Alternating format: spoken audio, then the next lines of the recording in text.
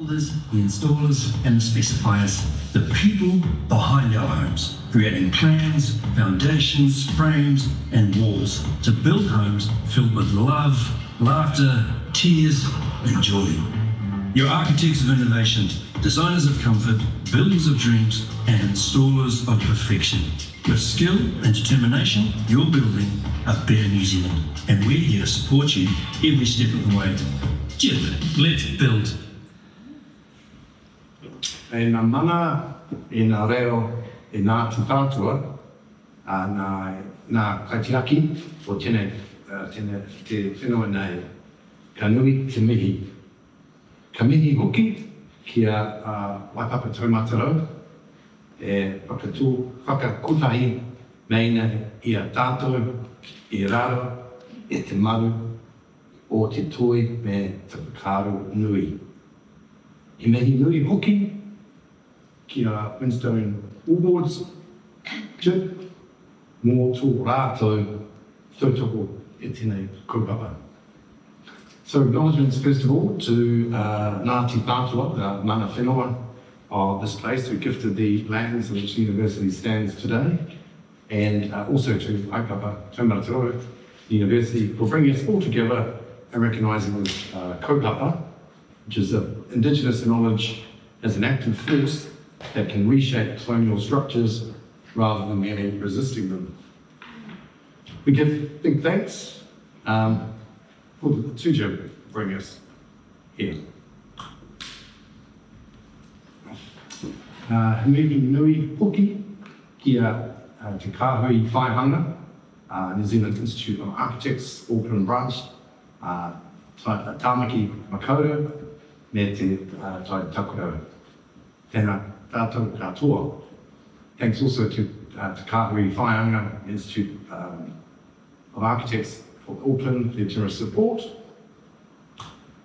And now I'm sorry for those in the audience who've heard me say this and repeat this mihi for the third time, but it's important to acknowledge the whakapapa of this fast-forward transcolonisation talks.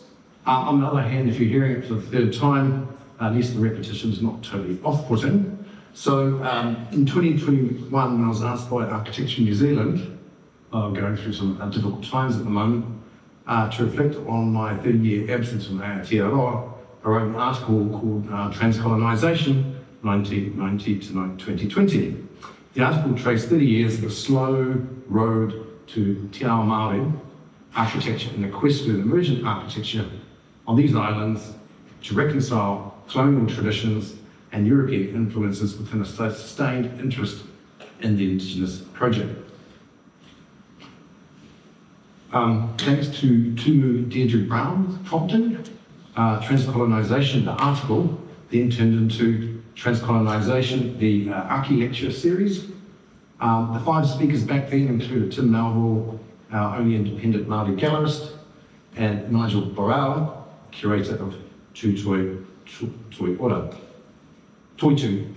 Ora. Our nation's first Māori law professor, Jacinta Ruru, spoke next, how in a world first, Māori values of Taiao and Kaitiaki gave rise to legal personhood, which was afforded to Te Uruwara forest in the Whanganui River.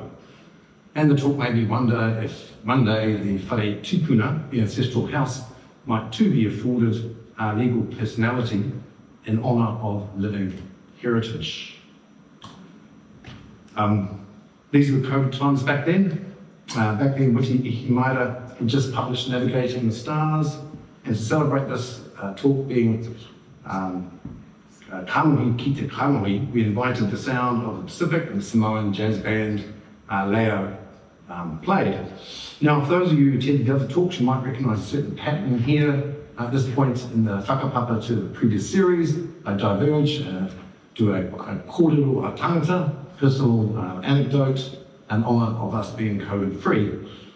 This time I looked deeper into that photograph, and behind the mood synthesizer on the left hand, I noticed the first person to arrive that evening for Witi's talk was my father, Aubrey, 2 hours early. You know, I know there's a little shade being cast about Māori time, but it was a little bit crazy.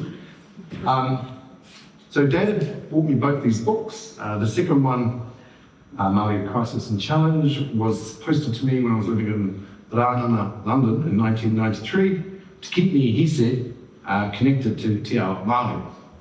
He also wrote in the cover, good reading, but respect the Kōmaru.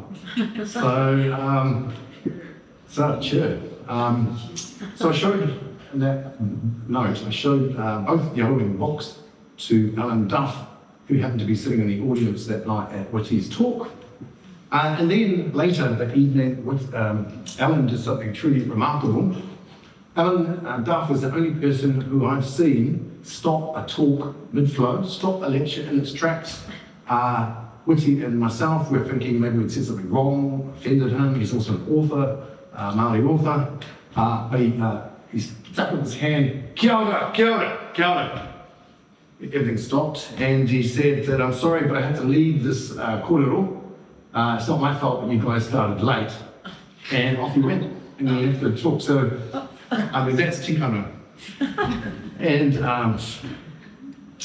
so a fourth guest from the first series was Paul Majuri of the Tipuna Maunga Authority, under Paul's watch, and as an implementation of Jacinta's legal personhood, the authority rid the city's tallest volcanic cone, Maungawhau, of cars and replaced it with a boardwalk designed by Smith. Michael Thompson's still not here, but he did regale with stories of motocrossing around the cone. Well, today it's a wāhi tapu, a sacred place of immense historical, cultural and spiritual significance, thanks to Māori values in the built environment. And finally, e te whanau. Our last speaker last time was filmmaker Chelsea Winstanley. Kia ora. Thank you for your attendance tonight. Chelsea's kindly offered to maintain their hononga, or connection, to the first series by speaking again next month. So I won't be giving away any of your visual sovereignty tonight. And also Ngāti kia koe for inviting Professor Gail Gino, who I am the co-convener at Māori on the Academic Executive Committee at the Royal Society, Te Rangi.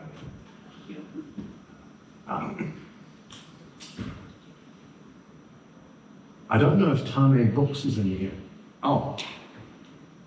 Tane is a fifth-year Master of Architecture student at Unitec. His thesis will investigate whether the theory of deconstruction can assist in the decolonisation of architecture in Aotearoa. How do I know this? Because you emailed me last week. He's been attending our transcolonisation series over the past few weeks and has found them empowering. See you tomorrow morning. Kia ora e hoa. I'm using your thoughts as a mihi too. Empowering, which is a great kupu for tonight's speaker. Listen to your N9 kōrero on Television New Zealand. That Aotearoa is neither green nor clean. Given that amongst the OECD members, New Zealand sits approximately in the 10th highest capita emitter, well above the OECD average. High emissions are driven by transport and agriculture. Our small population contributes disproportionately to global emissions by 50%. It is now fixated with rising petrol prices. E tēnei pō, e te rangatira, Kiritapu Allan. No mai, haere mai, ki Ngāi ia mātou.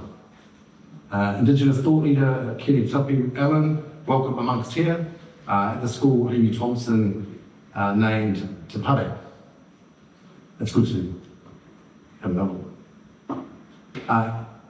E te pouwhakaaro, taki, e te manu kōrero, kua tai mai kuia ki Ngāi ia mātou, kia tō mātou, kura ki te pare.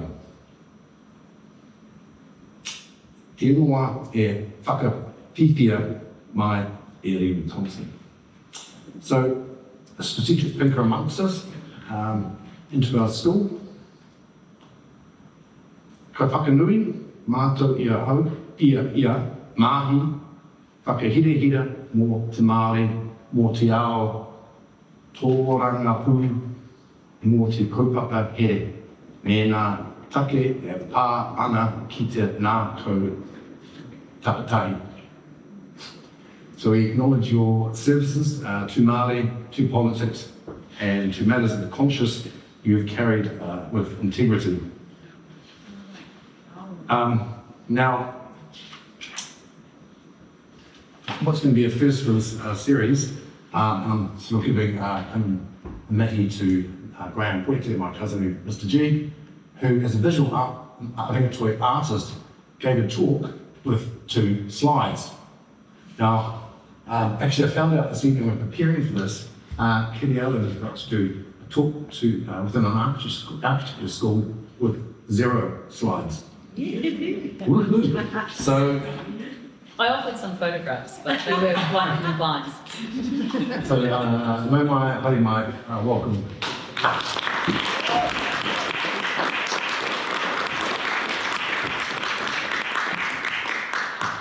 Well, tuatahi, tēnā koe nauna mai te waka o mā tātua, Ngāti Awa, imi ka tika ki a koe. O tō tōmihi whakatauri nei waiwai, kua hoki mai ki tēnei kura, tō koutou nei kura, waipapa taumata rau. Hiwei, me tautoko tōmihi kua mihi a ki te mana whenua o tēnei ruhe Ngāti Whātua, me ngā iwi maha o te ruhe nei, kei te mihi ki a rātou. Hiwai, ka huri i oku nei whakaro ki a koutou, kua tai mai i tēnei pō, ko te aha o ka putu mai te ua, mai ngā kāpua, e tukutu anu i te rungi a Ranginui i tēnei pō, ka hara mai koutou, ko te aha. Nō reira, kei te mihi kei te mihi. Hōwai tēnei uri e tuana i wainanui a koutou i tēnei pō. Ki te taha o tōku mama he uri a hau o Tauranga Moana, Ngāti Ranginui, Ngāi Te Rangi. Kua hau tēnā. Ki te taha o tōku pāpā he uri tēnei o Ngāti Tūwharetoa. Nō reira, my name is Kiritapu. It's an absolute privilege to be here tonight. Thank you for the invitation. Sure. And just to see the whakapapa of this event. I'm sure I wasn't the only one amongst us all that had to chat GPT what transcolonisation was. I had to do it a few times and it still didn't come up with correct interpretation, so I'm just going to roll with what I've got.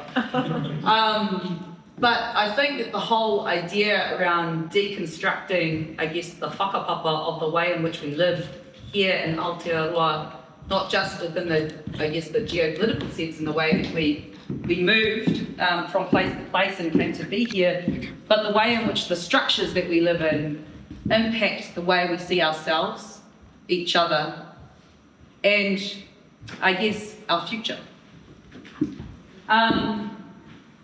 By way of a little history, which isn't really history, I guess it's more to set my context.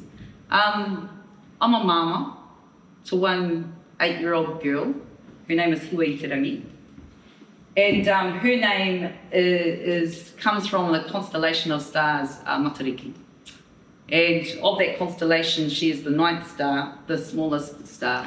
And Ngāi Te Rangi is the star that you cast forth your kind of aspirations for the year ahead. When I look at Ngāi Te Rangi and I look at her suite of friends, I guess they always become the pivot point for why we do what we do, particularly when we're looking towards the way in which our actions will impact upon them tomorrow. So I guess I frame the comments that I make over the next 22 minutes, over the next little wee while, through that lens. The way in which we live our lives in this place, right here and right now, what are the consequences of our actions and what do we need to do to pivot to a world that is going to be a little bit better off for our kids that follow. I guess it's not up there. I keep looking up there as if it's going to be up there, but I think that the title of this talk is called Empowering Energy Sovereignty. That's exactly it. Energy sovereignty. Could use energy in a range of different ways. But for me, I guess that there's there's three things that I think that are really critical to build resilient communities. And I'll talk about what I think resilience is in a little second, but the three things are water, food, and power. If we have those three things, we are essentially resilient families, communities, hapori. My interest in resilience came, in the large part, in my former role, I was the Minister for Emergency Management. And I was also the Minister for the Cyclone Gabriel recovery for the East Coast. I lived in Te Tūwharetoa. It's a region that, there's a couple of cool facts, I guess, about Te Tūwharetoa, but by and large, it's a pretty, it's a rural and remote community. Gisborne, if you think of Gisborne, Tikaraka upwards, up to, you can go up around the Cape. It is filtered with a number of small, rural, low population Māori communities.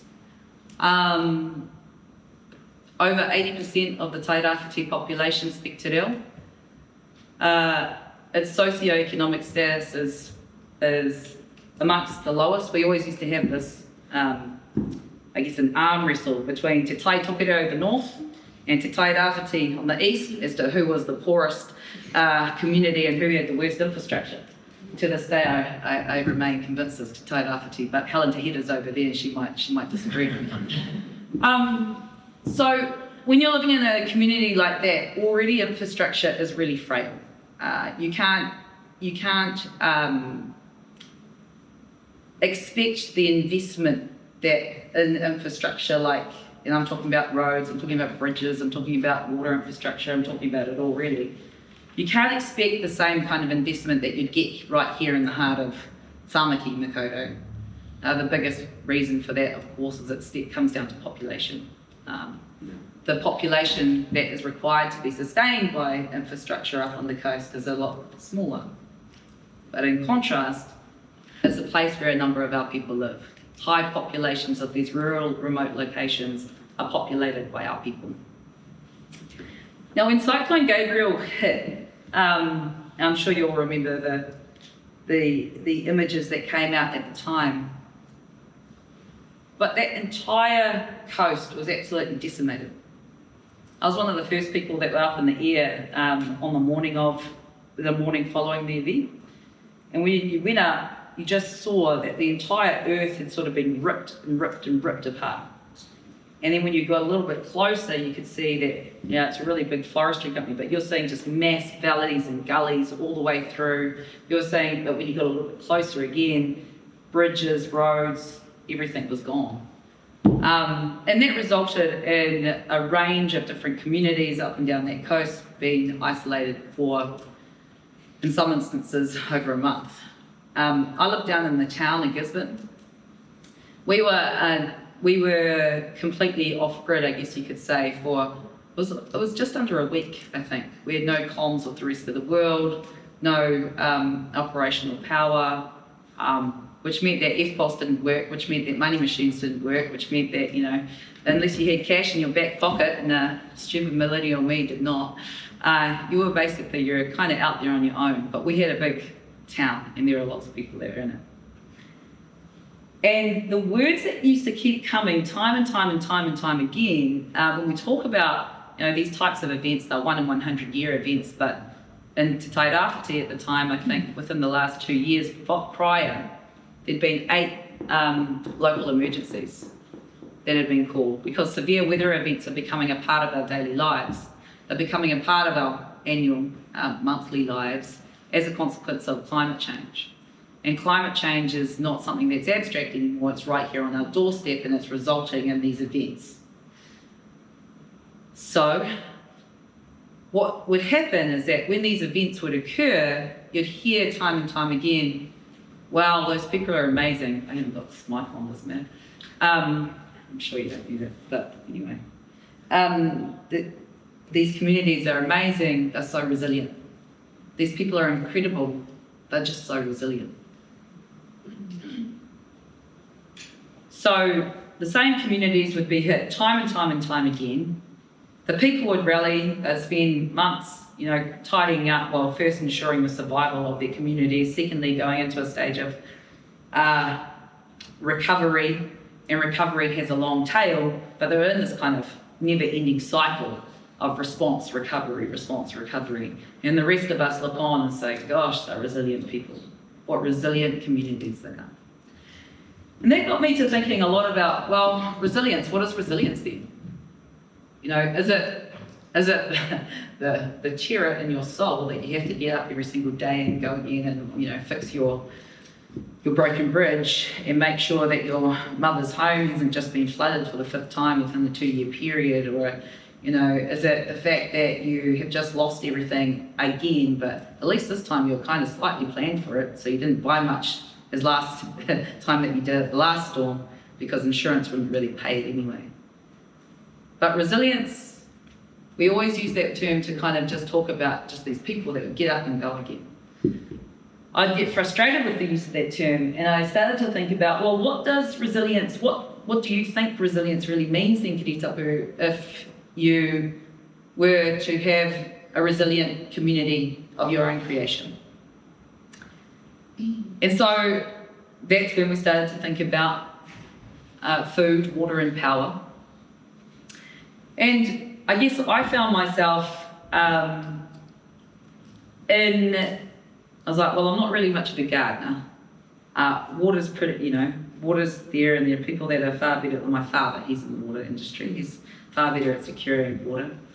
But for me, from when I was a young girl in my early 20s, climate change had always been something that was at the forefront of my mind. It was kind of like our nuclear war for our generation. I think that was something that was, always at the forefront. What were we going to do to adapt to climate change? That led to climate adaptation. Climate adaptation led to the necessity of power, and what happens when power infrastructure falls away. So my focus over the last couple of years has really been around what does it look like to build resilient communities and provide power infrastructure. And so I guess when we're talking about transcolonisation, we're talking about perhaps, I kind of interpret it to be the movement of kind of from one place to the other in kind of developing and transferring a system instead of values. That was my interpretation. We'll roll with it. So we're at this really interesting time right now. We have a war that's on our back doorstep. That war is over finite resources, fossil fuels, and things that we have become 100% dependent on as a consequence of the lifestyles that we live. And we've fallen into this, well, generations now, well, actually decades, not completely generations, but decades and decades now of becoming codependent on a finite resource that is absolutely unsustainable, and now we're all kicking back going, oh my gosh, the price of gas is so high. Well, of course, lots of bad reasons for that. But one of the things that I think about right now is, I wonder how much this will change our culture and our behaviour towards a finite resource that simply isn't sustainable. So we've kind of got that kind of backdrop sitting there. And then we've got the other one that I've spoken about prior, which is around climate change. Right here on our doorstep, and it's not going away, it's only going to exacerbate. So we've got, there's kind of, I don't know if you're a glass half full, glass, half empty kind of person. I sort of like to turn and look at a good crisis with a bit of optimism. We've got one of the biggest opportunities right now, bigger than any. I thought COVID was a massive opportunity. Right now, right here, right now, literally in the weeks that we are living in here, is one of the biggest opportunities that we have to completely pivot the way in which we think about building our communities, living together, working together. That conscious mind shift is that how will we live, how will my kid live in a world that's going to be self-sustaining and completely different to the one that we're born into, and have literally just turned and churned their culture to the point that we're at here right now. I guess that's, I'm not an architect, nor am I a builder.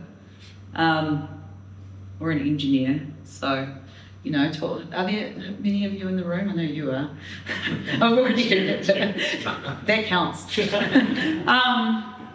But I kind of I was thinking about you all today as like, wow, what a gift that we have people like yourself that are sitting in rooms like this, thinking, contemplating about how we can do things absolutely differently so that we can sustain those future generations in light of the biggest challenges that we have on our doorstep. I just think, what a phenomenal timing.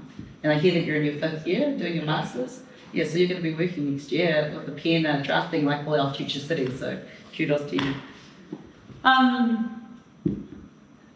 My focus when I got into looking at power and energy and what it meant to be sustainable, obviously there was a real sharp shift in focus towards renewable energy. Aotearoa, you saw some of the stats around our emissions. Well, in terms of our energy statistics, we also have a bit of a pixeled whakapapa. We've been sitting on around about 85% renewable energy for about 20 odd years. It was about 82, we're around about 85 now. We felt pretty good about it because that was pretty high in terms of renewable energy sources across the world. Happy days, we've done pretty good. We relied on geothermal, we relied on hydro. And when other renewable energy sources came up, we've got a little bit of wind, things like solar. We didn't have to be the fastest adapters or adopters. We already had 85%-ish renewable energy, we're good. What happened though, is that the rest of the world who didn't have those kind of statistics, they went gangbusters and went, hey, we need additional energy inputs. And so they focused incredible amounts of time, energy, resource into upping their renewable energy game. And one of those areas was in solar energy. I put this to my cousin earlier today. I said to her, all right, so if Australia has about 35% of Australian residential homes are solar powered. Who's going to take a pop guess in terms of what the stats are here in New Zealand? Anyone? 3? Not quite. Not quite. Not telling. Okay, go lower. 1. Just over 1%. Just over 1% of our rooftops in Aotearoa have renewable energy, so they have solar energy on the rooftops. Absolutely insane. We have sun. The technology for that energy source is there, but we haven't had the motivation. And when I say we, I'm talking about successive governments. We haven't had the incentives over in Australia, tax rebates, massive investments. US, you know, talk about them positively at the moment, but anyway, they have had huge amounts of investment, various different states, both from national like federal level investment programs into large scale solar farms and renewable energy farms, right through to residential homes. In China, I don't know if you all are looking over there at the moment, but they have been the largest adopter of renewable energy resource and are an absolute stellar example of what the world could be like if we were to adopt renewable energy. So that's just a little bit of a stock take of where we're at in Aotearoa. We're behind the 8 ball and we're behind the 8 ball massively. Swing it back to where I was looking at these communities up and down the coast and up and down Helen and Lena's backyard up north, and actually all throughout Aotearoa there are 770 operational marae across the country. And a lot of them, obviously there's good congestion within the cities, but a lot of the operational ones that serve hapori that live together, or communities that live together, are really scattered out in these rural and regional areas. So I started to look at them and wanted to understand, well, because a marae is kind of like the beating heart of a Māori community. People live around it, use it, pulls people together. Time of need, marae frequently have been recognised as the first to stand up in emergencies, to open up the doors to all our communities That's what a marae effectively does. It's a beating heart of the community. It doesn't necessarily need to be just for Māori, but for the people that live around that structure. So I started to look at marae. How vulnerable are marae just more generally? Because I've seen all of those marae get smashed. How vulnerable are marae in Aotearoa? Found out that about 80% of those 770 marae are at the most severe end of vulnerability to climate change. Coastal, floodlands. There's a really rich whakapapa as to why our people are living in some of the worst lands within this country. Won't give that lecture tonight, but come along tomorrow night. We're going to do Decol 101. No, but so, yeah, when you've got that kind of statistic, 80% of our cultural infrastructure is at the severe end of exposure to climate change, meaning it's some of the first to get hit, then what does that mean for us? Where I went to with that was like, okay, what we need to be doing then, because you're not going to get, these small communities aren't going to get this large investment of cash because they don't have that large population base. We're not going to be able to move the cultural infrastructure because it's based, Māori are place-based people. We whakapapa to a place, to mountains, to the rivers, to the lands, have that historical type. So you can't just move the marae or the marae and chuck them in. So the best thing that we can do is start to adapt and make things resilient. I wish I wasn't the first speaker to say that I'd speak without notes because I could have showed you some pretty pictures. So imagine there's a wall right now of marae that are, at various stages of construction of solar panels across all these marae. Set up Kōmaru, which is a little organisation that we go out, we hustle resource and cash to give out to marae so that they can get solar energy on their roofs so that we can become ultimately completely resilient. We work with them to get water storage so that they can be completely resilient. And then our ask is that they can make sure that they've got sustainable sources of food. I'm joking, I should. Just imagine, it's fine. Now that's been some of the most fulfilling work because you're completely transforming a little community that is otherwise going to be isolated and completely off-grid without any of those life force sustaining elements. And what we're starting to see is just this proliferation. We just finished Ngāi Marae for the Te Tauihu, that's the top of the South Island. And in that area, everyone forgets about Te Tauihu. There's a cluster of 8 tribes at the top there. And they get smashed. That area gets absolutely smashed up the top of the South Island by, actually one of the first events I ever went to as a Minister for Emergency Management was a flood down in the top of the South. So they are the beating hearts, these marae, now with all of their infrastructure, that some of them are doing further adaptation measures to keep themselves resilient. But when a severe weather event hits, which it will, time and time again, or when we have a crisis like the one that we're living in, I don't know, how many of you drove in today? Well, you came in? I don't know if you all noticed, but we came through peak hour traffic and there were hardly any cars on the road. I live in Whakatane, drove down through, at the Bombay gas station. I don't know if you all go through there very often, but it's packed all the time. I went through and there were 3 cars there the other day. It's just so we're living in a time that's rapidly changing. So these beating heart, lifeline marae, they become more and more essential as movement is less and less affordable or less and less accessible. So we started looking at that. And then I started talking to some friends of mine. When I was a young buck, I used to look a lot cooler, had dreadlocks and was but I used to work with a whole lot of Indigenous communities around the world. And a good friend and colleague of mine, named Wahala Johns, she was a Biden appointee to the Department of Energy over in the US, based over in Washington. Her job was to give out multi-millions of dollars to tribes to make them become more resilient and sustainable, but also using injections of that resource to develop large-scale solar farms or renewable energy farms. her and I got to talking because we were a little dispirited one day. It was actually just after Trump got his inauguration. And one of his first announcements he'd made was that he was pulling back all the resources that they invested into renewable energy. So all of these tribes that she'd been working with for the last few years that had gone all the way down and were about to get these big, massive renewable energy projects up off the ground to become self-sustaining, had been completely defunded.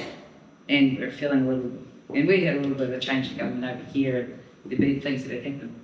And so we started to talk like, okay, well, if we want to be, again, back to that point around independence, call it sovereignty, call it whatever you want, but call it completely off-grid, these communities that need to be off-grid because by and large, like I said, they're often unseen, the infrastructure's not there, small, rural, remote, unseen communities, what can we do to make them viable? And so her and I got to talking, it was like 4 years ago, whenever it was, 3 or 4 years ago, and we'd swap stories about what was happening at home, what was happening over there, and we said to each other one day, actually stuff it, we can't kind of wait to rely on the goodwill of various different governments to come and save us.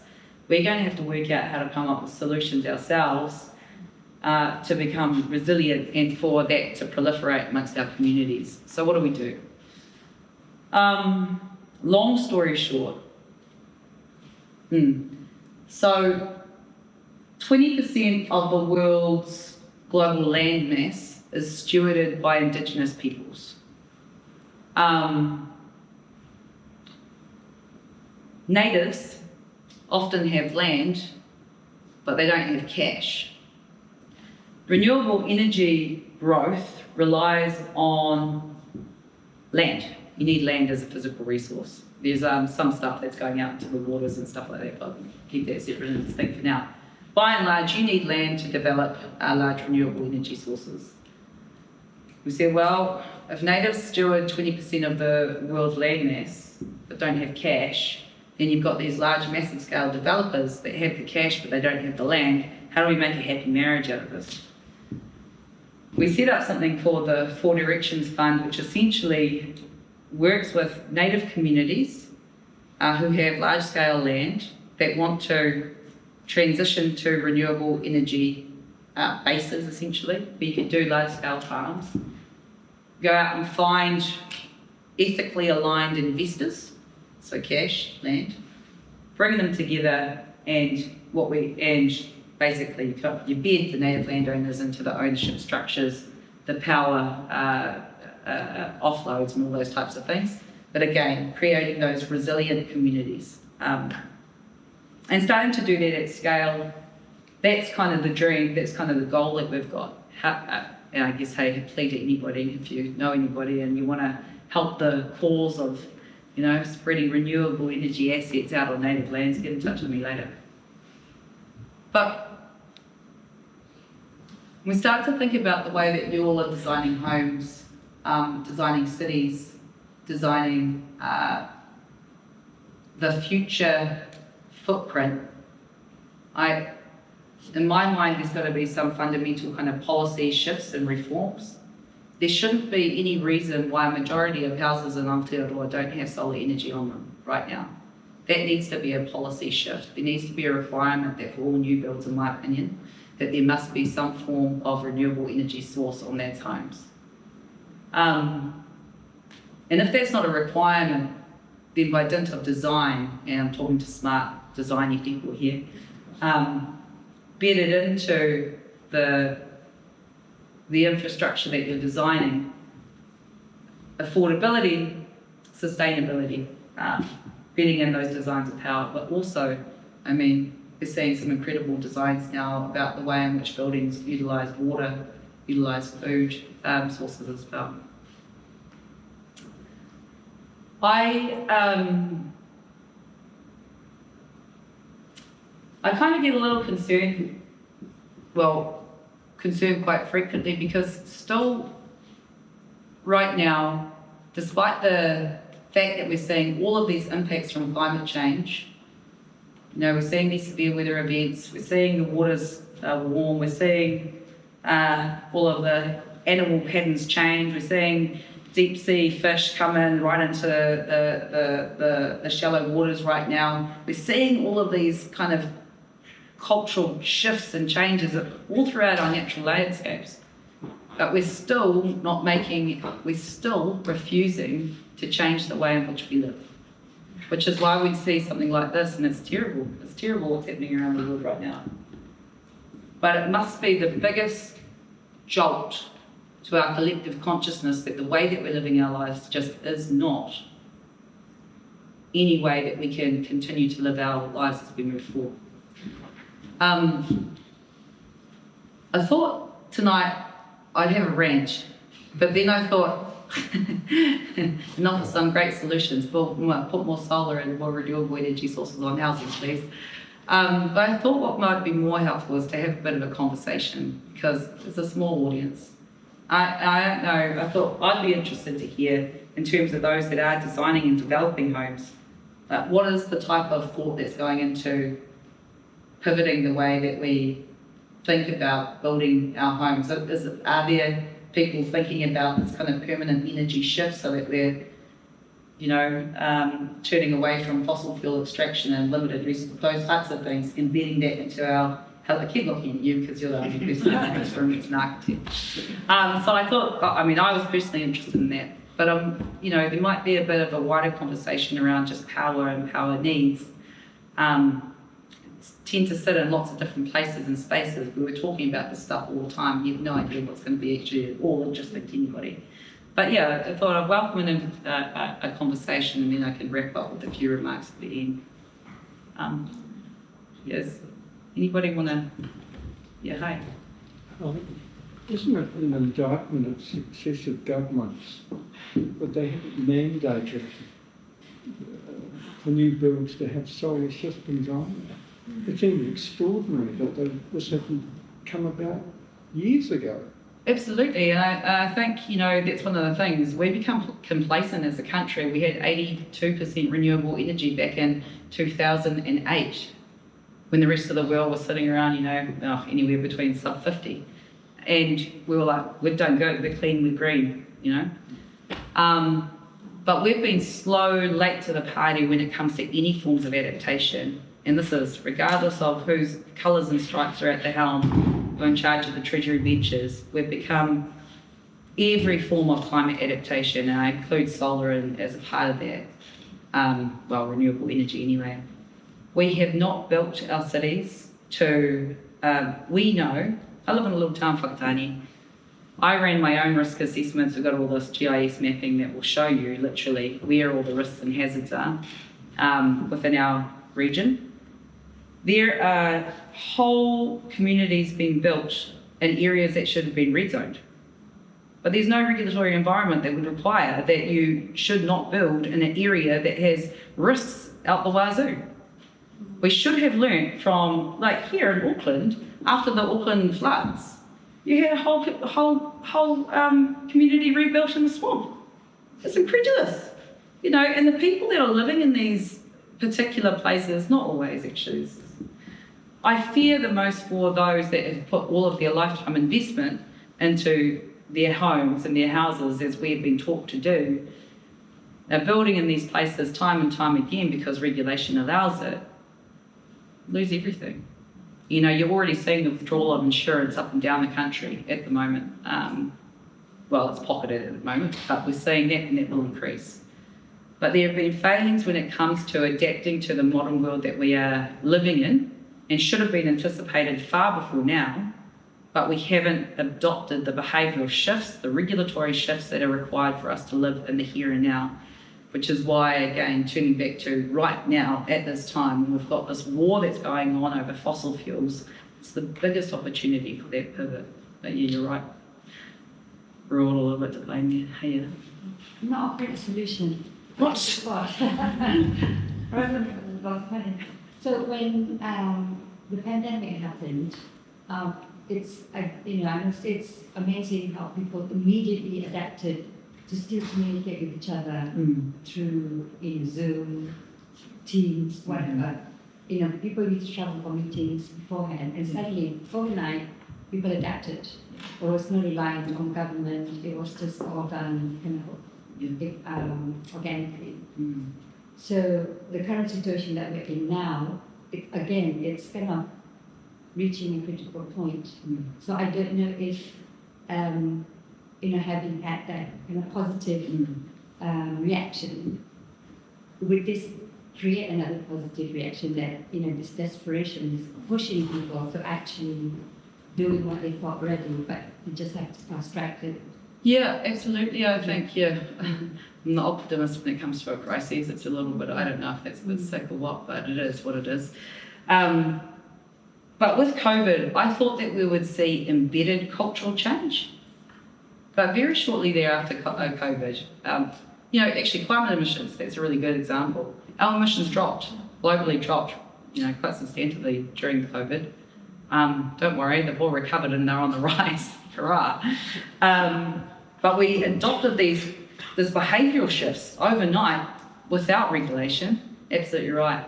What I saw on the road today reminded me exactly of that COVID period. We're seeing behavioural shifts straight away. I was talking my cousin Zero off about it. But I think, actually, I had my first email come through about 3 or 4 days ago saying, hey, look, we're going to pivot to an online meeting due to the cost of fuel.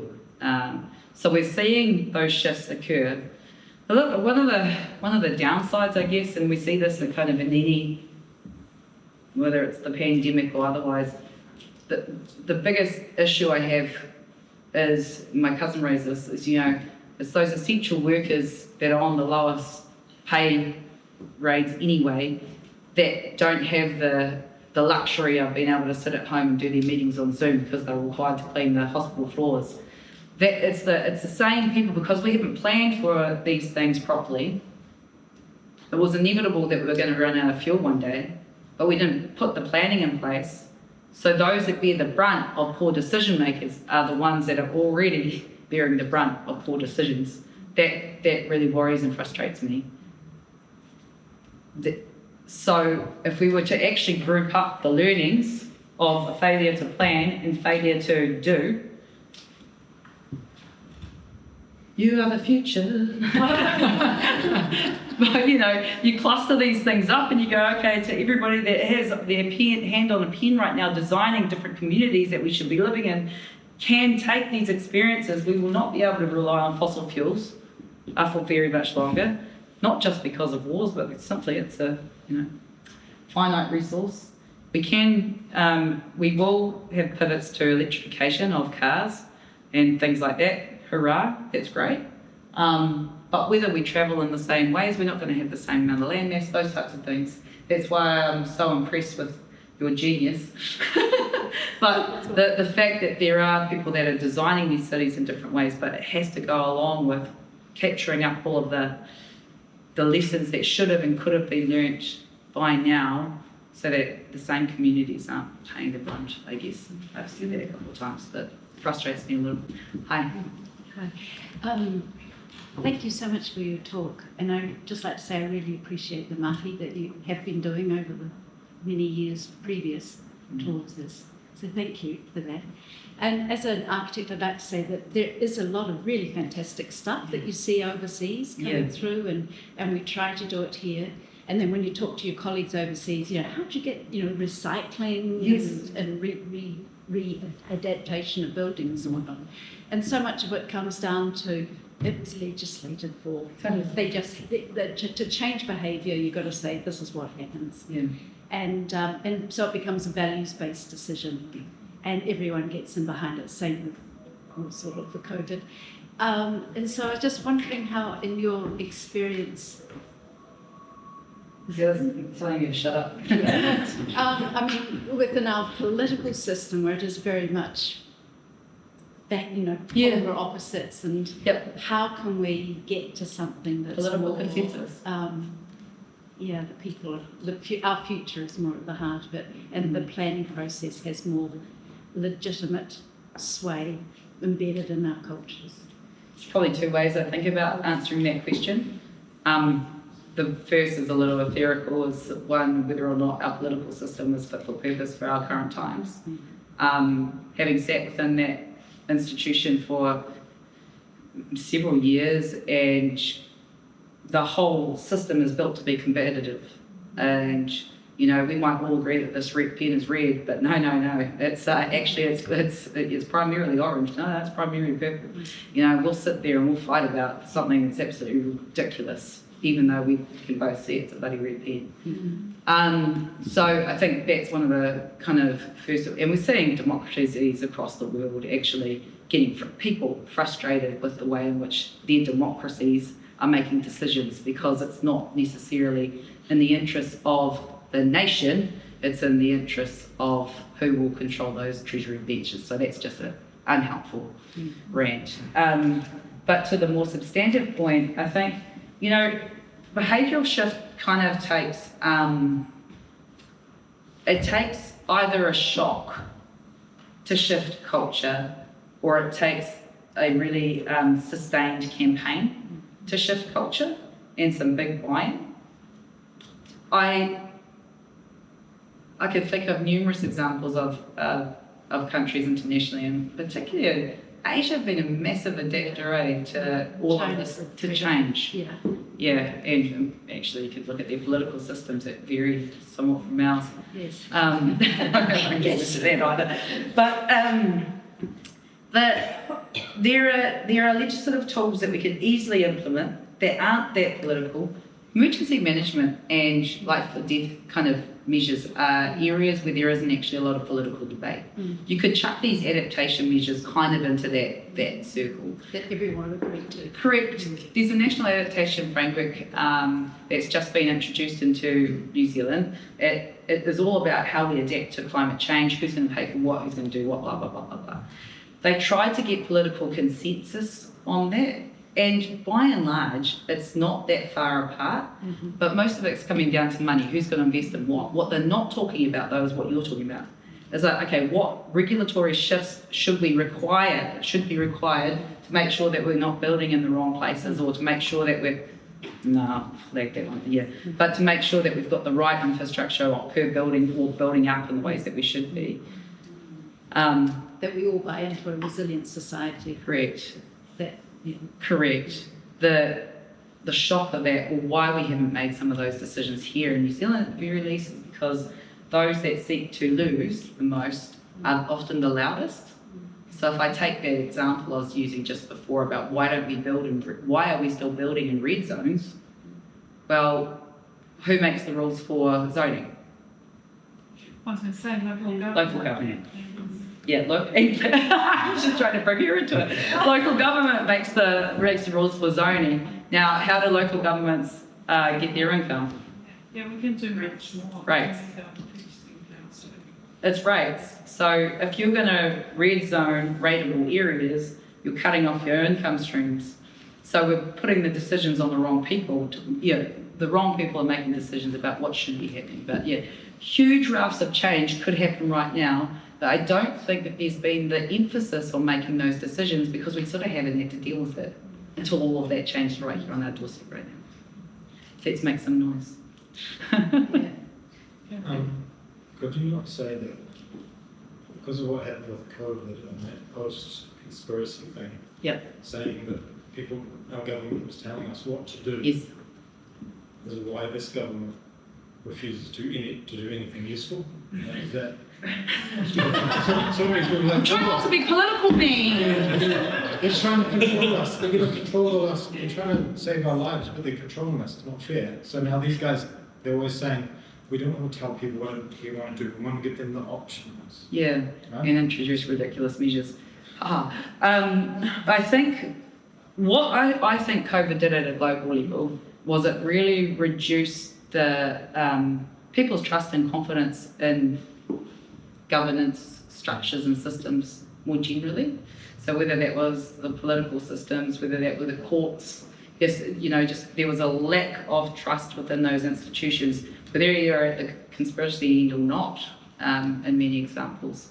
So I think probably if I was to be kind, you'd say that governments that are currently occupying the seats post-COVID are in probably a little bit of a quandary and feel like they can't do too much to shake the rug because they will lose their authority, their moral authority. But I think that that's a bigger crisis that's occurring right now, the moral authority of governments to govern. What is the state of play? Mm-hmm. Yes. What? no. Kiritapu. Yes. Kiritapu. It's maybe a bit too simplistic, but what Kōmaru is doing, what you've created there, and you are dealing with marae, hapu, hapori community. What you are doing there is enabling that community of people to be self-sufficient in times of need. Why can that not, or can it be, transferred into what we literally just live in a very Western, non-Indigenous, very individualised, which obviously is not working because we're all completely screwed right now, you know, relying on like these fossil fuels which are eating all the things. But what you're doing there in that space, can it not be transferred? Can we not all have this utopia? Community. Can it be? Or is it like... Short answer is yes. Practically would it happen? No. Because the reason that we can do it so easily in hapori is because it's done out of necessity and need. So unless there is some kind of mass shock, like we're sort of seeing the ebbs, what do they say? Necessity of not intention. Yeah, it's like the powerful, why would you give up your power or your control? You know, if you've acquired wealth, if you've acquired the ability to live in your, you know, your isolated kingdoms, it's very unlikely that you'll make a decision that will undermine your wealth, your prosperity, because it's a good idea, because there's some kind of moral duty to do it, unless there is a requirement, or unless there is a shock that would require you to do that. So when we look at these hapori who do live in this really modest way, relatively in tune with the environments, we can put this sort of infrastructure on and there's quick uptake and it will serve that broader community because there's a necessity for it. So until there's a real culture shock that brings about that necessity, I think we're going to struggle. Yeah, I suppose it goes into that culture shift, doesn't it? But we as a culture, as everyone living in Aotearoa, New Zealand, we can have collective cultural shift into an Indigenous framework and thinking of community, 100%. rather than just stay in this Western, very 100%. Individualised world. 100%. Totally, Chelsea. I agree. I believe you. Kia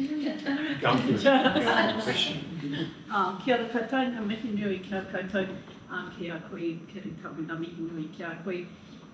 Thank you for stimulating such an amazing conversation in kōrero. I think we should be on live TV so that the whole country is hearing this. But I'm from Christchurch, of course, and was in a leadership role during the earthquakes and in that period. And so much of what we were saying tonight really resonated with me about all the things that changed. I'm in education, so I didn't, at the time, I didn't know too much about architecture and engineering, although my late husband was a well-known engineer. But ended up in a role on senior leadership where all we were doing was talking about transforming buildings and space, and saw some incredible innovations in space and how we use space more efficiently. But actually, I never thought about how we're using renewable energy. It just wasn't a feature at that time. And I'm wondering why on earth it wasn't. I mean, what an opportunity. But what I did, you know, there were many, you know, it was a very tough time, obviously. There was a lot to deal with. But looking back now, some of the real innovations came from our Māori communities. And if you go to Christchurch now, what you notice when you're walking around Victoria Park and around Te Pai is much more presence. You know, it was never ever in Christchurch. We were Christchurch, out near Oxford, named after the College of Christchurch at Oxford University. So that has been a huge plus. And seeing Māori leadership, Māori artists and creativity come into our city, everybody loved it. Everybody's embraced it. So I guess the question is, why aren't we thinking more about renewable energy? I mean, huge opportunity, and maybe we had to some extent, where there's a lot of focus on healthy homes, and I know that now the way they're insulated, and we thought a lot about insulation and warmth and community development from that perspective. But also I've noticed short memories. Yeah, totally. You know, I grew up in Christchurch, they were always called the marshlands because they were marshy. Correct. And then they built all these houses on the marshlands. Yeah. Well, now they're back to the marshlands and there are no houses there. Yeah. And I just thought, you know, it won't be long before someone's going to come up with an idea that those marshlands are a prime piece of real estate and houses will appear on the view. I mean, it kind of comes back to that point, unless there is a crisis or an emergency in your face, we're pretty happy to forget things. When it comes to the uptake of renewable energy though, honestly, it's because we just sat on our laurels. We didn't follow the rest of the world and watch what they were doing, watch the innovations, the technology in renewable energy is, in the last, I want to say 10 years, 5 years, 2 years, has been insane. But we've sat here, we haven't offered any kind of stimulus to attract innovation in renewable energy. We haven't offered any stimulus to uptake in renewable energy, and therefore it's not at the forefront of our minds when it's come to design. Yeah. I think by dint of the crisis, we've had a range of different energy crises in New Zealand over the last few years.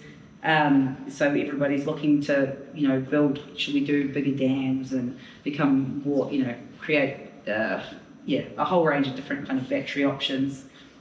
But we've always had a really big renewable energy resource right on our back doorstep, the sun. The government's just announced that it's putting billions of dollars into LNG for energy purposes. Imagine those billions of dollars invested into renewable energy. Anyway, yeah. Thanks for your presentations, but fascinating. I'm talk a little bit more about the work that you're doing with communities, putting funders in communities. Do those projects work on kind of commercial terms? Are the funders getting a commercial return, or is it philanthropic? And how hard is it to get those things to go together? Three answers, all three. So I'm doing the small scale stuff, like putting renewable energy on my rooftop, for example, or doing I'll leave microgrids to the side for a sec. That's all, usually we're going out to hustle resource from the Crown or from local government or from wherever we can find it to then put the infrastructure on that might be met. The communities might have to come up with a little bit of money and then we'll try to find money in kind. So that's by and large how we do that sort of stuff. There is a little bit of philanthropic money around for that stuff, not heaps, but a little bit. So that's kind of one thing. Two, microgrids, there's a little bit of private interest in those. It depends what the terms are, but again, we're trying to get more philanthropic or government funds. It's really, really fractured. You can't go, here's the renewable energy fund, we'll go make an application. Everything's everywhere, and there's no sustainable sourcing, resourcing for this sort of stuff. And then the third one I spoke about, where we're doing it between New Zealand and America, that's commercial based. So what we try to do is that we negotiate all the terms for the landowners to get the best outcomes. So equity in the renewable energy asset, it might be power distribution, either lower cost or free, like energy store, whatever it is, to the communities, and a range of other things. Because what we did see is that whilst renewable energy is great, we were seeing the same kind of cultural behaviours of any other industry and sector when it came to land and land possession and land acquisition. You're getting these big multinational corporations going in and saying, Native, have I got a deal for you? Here's millions of bucks that then we're going to lock up your land for the next 35 to 50 years and you're going to get crumbs while we get all the cha-ching. So we decided when we set up Full Directions Fund, we're kind of going to flip the model. We do the negotiations for all the landowners, and then the investment comes from ethically aligned investors, and then we work with developers who have to be locked into those terms for the duration of the project. Right. So different models. Right. And that's essentially aligned to kind of scale, it sounds like. Kind of, totally. Okay. Yeah. Thanks. Hi. Thank you. This has been brilliant, really. I've got a question to ask you, but before I do, I just want to respond to the idea of the general population being inspired by the household model. Yeah. And I really think it's doable. I think there's a lot of suffering, actually. There is a need, and what's coming down at us now is going to be brutal. So we've got churches that are empty most days except for maybe Sunday, and that's Tuesday afternoon. We've got community halls, we've got all sorts of sports clubs, and it will happen. The gift economy doesn't require destruction in order for it to happen, that people don't have to change their minds, it's sort of natural. Anyway, my question is, because you're from the coast, what is the thinking around destruction from pine trees, and what can be done with all that slash, and now that the trucks aren't going to be able to get to the ports to sell the logs, and we're still going to need wood, but we've got sawmills closing down. It's a bit of a shitstorm, isn't it? It is. It's a shit show for sure. It kind of comes back to one of the remarks I made earlier, is that those that have the most to lose are the most vocal. So in the forestry industry, the forestry sector is a really loud sector. So when we look at all the slash, we all understand the issues. There's been inquiry after inquiry. We know exactly the problems, but there is a real fear to disrupt the cart. And I kind of get that from a regional economic perspective. So much of like jobs just out there, and GDP, it comes from forestry for the coast.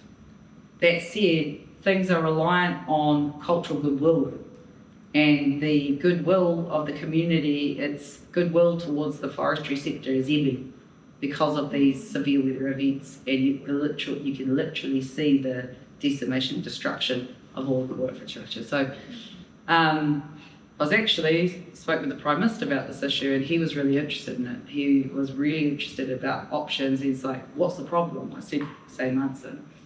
And I think that the more that, this one's going to be a culture. I think this is a cultural shift one. It's losing its collective buy-in, and therefore it makes it easier for governments or lawmakers to change the rules. It makes it easier for local authorities to enforce the rules, which they haven't been doing. So I just think we're going to see that quite a swift movement in that sector. What we will need to do in turn is make sure that there is another alternative form of GDP, or a fundamental supported shift in the way we live our lives, but there has to be something that's an alternative for those communities, because they're already some of the poorest in the country. Hey. Tēnā koe, Kiri.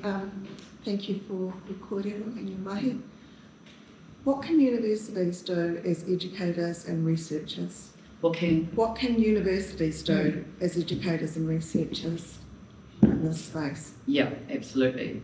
So there is a dearth of, in Aotearoa and New Zealand context, there is a lack of, we need more evidence, we need more analysis around the impacts of the lack of renewable energy or whatever it is. We need more projects focused specifically on the impacts of the practical impacts of climate change, all these other risk factors, and what the required shifts are. Because if you get people like me, and I'll call myself a consummate hustler, you go put the case to a government or to something. What I need is I need resources to look and say, look, here's the evidence. These guys from Auckland University have been studying this stuff for the last blah, and this, in absence of doing this thing, we will be shit street. It's that. Yeah, universities have students. I'm not a big fan of academia in general, but I love the fact that you can provide us with the evidence that we need to make those policy shifts. So that's the first thing. I think the second thing too is having, I don't know, it's a little while since I was at uni, but I don't remember that we necessarily always were thwacked around the ears with what's the impact of this decision tomorrow. It was often learning about the current context and the historical context, but I don't remember there being a real encouragement for us to flex our minds to come to solutions or possible solutions for tomorrow. And I don't know what teaching's like at all now, so you're probably all doing that every day. But I think our students need to be designing more potential solutions to some of the current social, economic and environmental issues that we've got right now.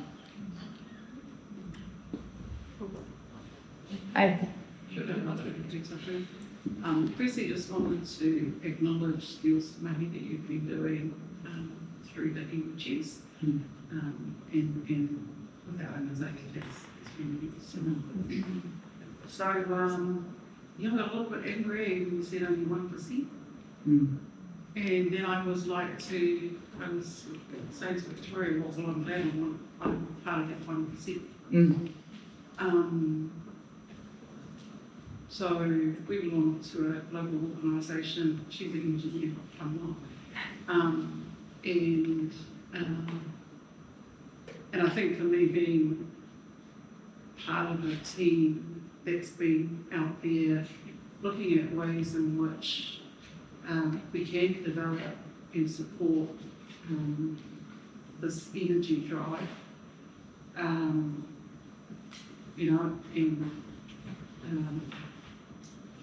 there was a wind farm that was supposed to be developed in Waikato where I come from.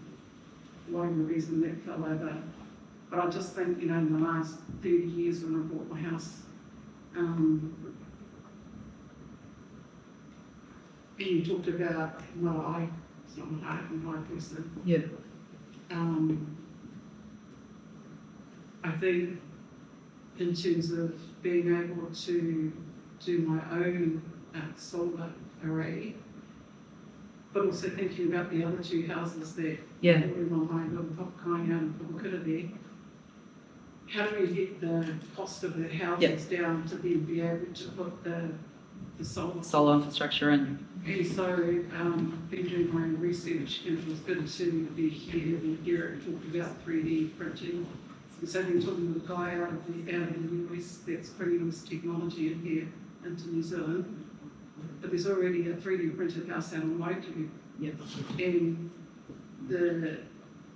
the technology that this guy's bringing in from the US, he's Kiwi actually, will get the price down quite significantly, which means they don't have money to do that. Totally. And I think, for me, just being able to have these conversations with people who are really passionate about it, and just not us on the ground, we're just doing stuff. We're just doing it. TPK and KO wouldn't even look at me when I was thinking about how to develop a urban public economy. That'll do this stuff. Yeah. Well, that's it. It's kind of, there's this point that I think that we get to, is actually no one else is coming here to save me, so we're just bloody going to do it. And I know, I won't name the gentleman, Willie Te Aho, from Te Aitanga Māori, in Te Karaka. He starts with W, ends with Te Aho. But, you've got, there's people, and I'd say you're one of them, go out and bloody do it and let the system catch up when it does, or it won't, who cares? Because there is a massive need, there's a cost of living crisis, there's a housing crisis, there's an energy crisis, there are crises that aren't being addressed. So I'm thinking when you're talking about your solar development, you're talking about a microgrid for a hapori. Chelsea and our mothers are sisters, and we've got a block of land in Te Puna, in Tauranga, and we've split it up into sort of, visually split it sort of up into 11 blocks because there's 11 kids. Now, Charlie's my cousin. Okay. Rightio. You know where we're from then. But what's required, all that's required for us right now is a microgrid and everybody's off grid. All of their kids can come home, and all of that kind of noise from that exists everywhere else, you can kind of create these little kind of safe hubs. I think that's kind of what Chelsea's saying, and what you're also saying, is that actually times have become so unsustainable for so many people, and we do have infrastructure in different places, whether it's abandoned churches or those sports halls. What does it look like to adapt those and perhaps do it in a way that is in a line alignment with typical Indigenous values. And I guess, something that's been on my mind, I was raised in a Christian household, a very, very Christian home and community. And, the Bible's full of lots of really cool parables, cool stories, cool yarns. It's also got some pretty cool insights in there. And one of them in there is that the meek shall inherit the earth. And that's sort of been pumping through my mind a lot lately because we're in such a volatile time caused by such excessive consumption. More and more and more. And I think a lot. The meek shall inherit the earth. Those that haven't kind of tried to accrue more than they need are living in ways that are in sync with their environment. And I think that unless we head back to those ways, they're all in a very precarious position. Kia ora. Pai ana I ngāi, ngāri hea kia koe e Lucy e rangatira mō Ngāti Pāo. I did have a question, but it was just about the iwi leaders. I know you're part of those discussions, so has there been any discussion about this? Yeah. Or have you had any time that you put up a proposal? Yeah. So the Iwi Leaders Forum is a cluster of 88 tribes. So that's basically a majority of the tribes in New Zealand come together in this particular forum, National Iwi Chairs Forum. It has 5 different focuses. One of those is climate change, and I'm the lead advisor on climate change to the National Iwi Chairs Forum. Power resilience is a huge kaupapa. I guess one of the things that I've been tasked with doing is going out and trying to shake the money tree, because it's not all the plans under the world that are required, it's actually the resourcing. It needs to come from somewhere to put this infrastructure in.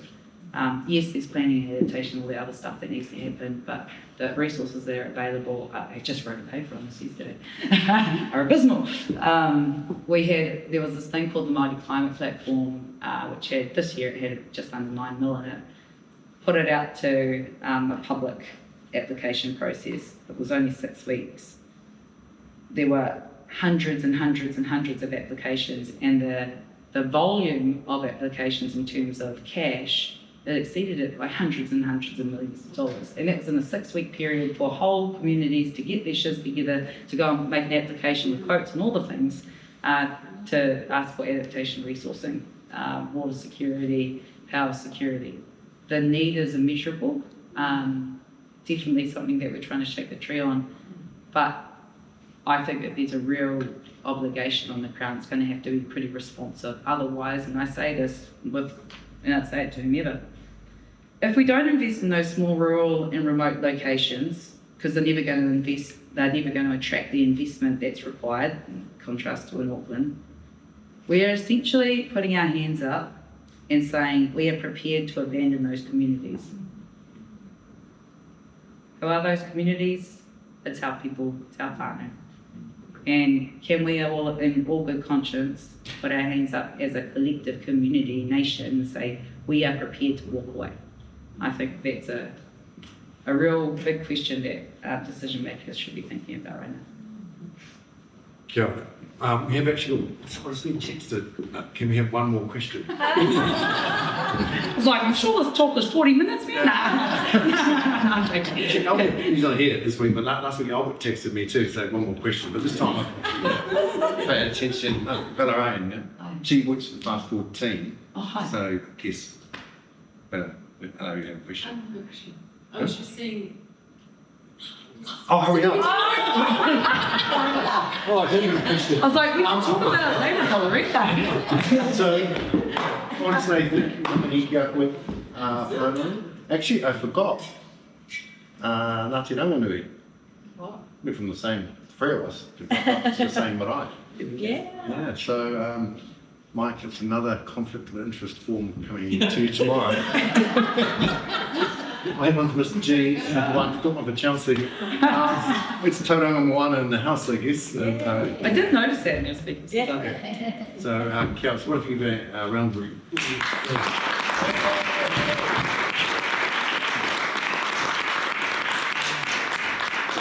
put in those slides, and because you also texted me, you asked what's the audience like going to be like, fun or dreary? I sidestepped the quick answer and sent it to Auntie, and she came back and said sincere. Sincere. Right. So because it's about sincerity, I decided to not play Kenny Rogers, Dolly Parton, and Te Aroha for another week, because we've actually got time. There's no more questions. And so ngā mihi nui mō tō taenga mai. Thank you very much for coming, and hope to see you next week in Taio all here for the extended whānau be in the house. Kia.